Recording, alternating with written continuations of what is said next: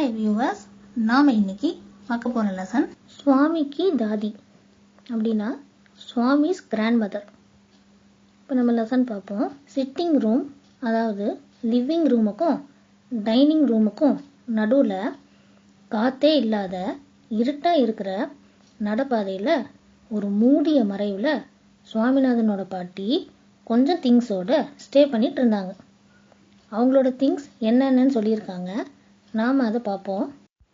5 கார்பெட்ஸால் செய்யப்பட்ட ஒரு heavy bed, 3 bedsheets, 5 pillows, jute ஃபைபரால் செஞ்ச ஒரு ஸ்கொயர் பாக்ஸ், அதுக்கப்புறம் ஒரு ஸ்மால் உட்டன் பாக்ஸில் காப்பர் காயின்ஸ், ஏலக்காய், கிராம்பு அதாவது க்ளவுஸ், பாக்கு இதெல்லாம் இருந்தது.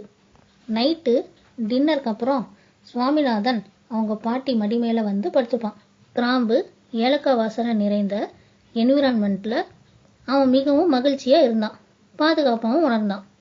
சுவாமிநாதன் ரொம்ப ஹாப்பியாக அவங்க பாட்டிக்கிட்ட சொல்கிறான், பாட்டி, ராஜம் எவ்வளோ பெரிய ஆளுன்னு உங்களுக்கு தெரியாது அப்படின்னு சொல்லிட்டு அவங்க பாட்டிக்கிட்ட ஃபஸ்ட்டு ராஜமும் மணியும் எப்படி எளிமையாக இருந்தாங்க அப்படின்ற கதையும், அதுக்கப்புறம் எப்படி ஃப்ரெண்ட்ஸாக மாறினாங்க அப்படின்ற கதையும் சொன்னான். உங்களுக்கு தெரியுமா, ராஜம் கிட்ட உண்மையான போலீஸ் யூனிஃபார்ம் இருக்குது அப்படின்னு சுவாமிநாதன் சொன்னான். உண்மையாவா? அவனுக்கு ஏன் போலீஸ் யூனிஃபார்ம் தேவை அப்படின்னு பாட்டி கேட்டாங்க. அதுக்கு சுவாமிநாதன் சொல்கிறான், அவங்க அப்பா ஒரு போலீஸ் சூப்பரிண்டென்ட், அவர் இங்குள்ள காவல்துறையின் மிகப்பெரிய அதிகாரி. இதை கேட்டுட்டு பாட்டி ரொம்ப இம்ப்ரெஸ் ஆனாங்க. அவங்க சொன்னாங்க, அவருடைய ஆஃபீஸ் ரொம்ப பெருசாக இருக்குமே அப்படின்னு சொன்னாங்க. அதுக்கப்புறம் பாட்டி வந்து சுவாமிநாதனோட தாத்தா கதையை சொல்ல ஆரம்பிச்சிட்டாங்க. சுவாமிநாதனோட தாத்தா ரொம்ப ஸ்ட்ரிக்டான சப் மெஜிஸ்ட்ரேட்டாக இருந்தப்ப அந்த ஆஃபீஸில் உள்ள போலீஸ் எல்லாருமே அவர் முன்னாடி பயந்து நடுங்கி நிற்பாங்க. அவரை பார்த்து வெரி டேஞ்சரஸ் ராபர்ஸும் பயந்து ஓடுவாங்க அப்படின்னு சொன்னாங்க. சுவாமிநாதன் பொறுமை இழந்து அவங்க பாட்டி சொல்கிற கதை எப்போ தான் முடியும்னு பார்த்துட்டு இருந்தான். ஆனால் பாட்டி வந்து கதை சொல்கிறத நிறுத்தவே இல்லை. அவங்க சுற்றி சுற்றி அங்கே நடந்த கதை, இங்கே நடந்த கதை, வெவ்வேறு காலத்தில் நடந்த கதையெல்லாம் சொல்லிட்டு இருந்தாங்க. சுவாமிநாதன் ட்ரை டோனில் சொன்னான், போதும் பாட்டி, நான் உங்ககிட்ட ராஜம் பற்றி சில விஷயங்கள் சொல்லணும். உங்களுக்கு தெரியுமா, ராஜமுக்கு மேக்ஸில் எவ்வளோ நம்பர்ஸ் அதாவது மார்க்ஸ் கிடைக்கும்னு? அவன் ஃபுல் மார்க்ஸ் வாங்குவான் தானே அப்படின்னு பாட்டி கேட்டாங்க. சுவாமிநாதன் சொன்னான், இல்லை, அவன் 100க்கு 90 மார்க்ஸ் வாங்குவான் அப்படின்னு சொன்னான். பாட்டி சொன்னாங்க, அது நல்லது, நீயும் ஹார்ட் ஒர்க் செஞ்சு அவனை மாதிரி நல்ல நம்பர் அதாவது மார்க்ஸ் எடுக்கணும். உனக்கு தெரியுமா, உங்கள் தாத்தா சில சமயத்தில் எழுதுகிற ஆன்சர்ஸ் எக்ஸாமினர்ஸையே சர்ப்ரைஸ் பண்ணிடும். மற்றவங்கள விட ஒரு கொஷினுக்கு ஆன்சர் பண்ணுறதுக்கு அவருக்கு 1/10 ஆஃப் த டைம் தான் தேவைப்படும். அது மட்டும் இல்லாமல் அவரோட ஆன்சர்ஸ் மிகவும் பிரில்லியண்ட்டாக இருக்கும். அதனால் சில சமயத்தில் அவரோட டீச்சர்ஸ் அவருக்கு 200 மார்க்ஸ் கொடுப்பாங்க. அவர் எம்ஏ பண்ணும்போது அவருக்கு ஒரு பிக் மெடல் கிடச்சிது. ரொம்ப வருஷமாக அந்த மெடலை என் கழுத்தில் தான் போட்டுட்டு இருந்தேன். எப்போ நான் அதை கழட்டினேன்னு எனக்கே தெரியல. ஆமாம், உங்கள் அத்தை பிறந்தப்பன்னு நினைக்கிறேன். இல்லை, உங்கள் அத்தை இல்லை, உங்கள் அப்பா பிறந்தப்ப.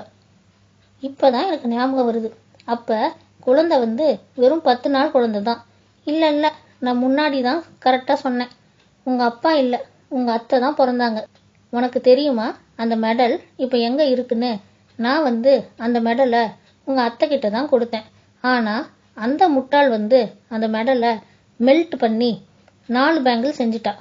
அந்த பேங்கிள்ஸும் ரொம்ப சிம்பிளாக இருந்தது. நான் எப்பையும் சொல்லிக்கிட்டு இருப்பேன். அப்போ சுவாமிநாதன் சொன்னால், போதும் பாட்டி, நீங்கள் தேவையில்லாத பழைய கதையெல்லாம் சொல்லிட்டு இருக்கீங்க. நீங்கள் ராஜன் பற்றி கேட்க விரும்பலையா அப்படின்னு கேட்டான். பாட்டி சொன்னாங்க, ஆமாம் சொல்லு. சுவாமிநாதன் சொன்னா, பாட்டி, ராஜம் சின்ன பையனாக இருந்தப்ப அவன் வந்து ஒரு சிங்கத்தை கொன்னானான். பாட்டி சொன்னாங்க, உண்மையாவா? அவன் மிகவும் தைரியமான பையனாக இருக்கான். நீங்கள் என்னை சந்தோஷப்படுத்துறதுக்காக தான் இதை சொல்கிறீங்க, நீங்கள் என்ன நம்பலை தானே அப்படின்னு சுவாமிநாதன் கேட்டான். சுவாமிநாதன் ரொம்ப ஆர்வத்தோட ஸ்டோரி சொல்ல ஆரம்பித்தான். ராஜமோட அப்பா ஒரு நாள் ஃபாரஸ்டில் இருந்தப்ப ராஜமும் அவங்க அப்பா கூட தான் இருந்தான். சடனாக 2 சிங்கம் அவங்க மேலே பாஞ்சுது. ஒரு சிங்கம் பின்னாடியிலேருந்து வந்து அவங்க அப்பாவை கீழே தள்ளி விட்டுருச்சு. இன்னொரு சிங்கம் ராஜம் பின்னாடி ஓடி வந்தது. ராஜம் ஒரு புதர் பின்னாடி ஒளிஞ்சிக்கிட்டு அங்கிருந்து இந்த சிங்கத்தை ஷூட் பண்ணி கொன்னுட்டான். இந்த ஸ்டோரி சொல்லி முடித்த உடனே அவன் அவங்க பாட்டிக்கிட்ட கேட்டான், நீங்கள் தூங்கிட்டீங்களா பாட்டி? அதுக்கு பாட்டி சொன்னாங்க, இல்லை சன், நான் கேட்டுட்டு தான் இருக்கேன் அப்படின்னு சொன்னாங்க. சுவாமிநாதன் அவங்க பாட்டிக்கிட்ட கேட்டான், சொல்லுங்க, எத்தனை சிங்கம் வந்தது? அவங்க பாட்டி சொன்னாங்க, 2 சிங்கம் ராஜம் மேலே பாஞ்சுது. பாட்டி சொன்ன தவறான பதிலால் சுவாமிநாதன் எரிச்சல் அடைஞ்சான். நான் உங்ககிட்ட எவ்வளோ முக்கியமான விஷயம் சொல்லிட்டு இருக்கேன்.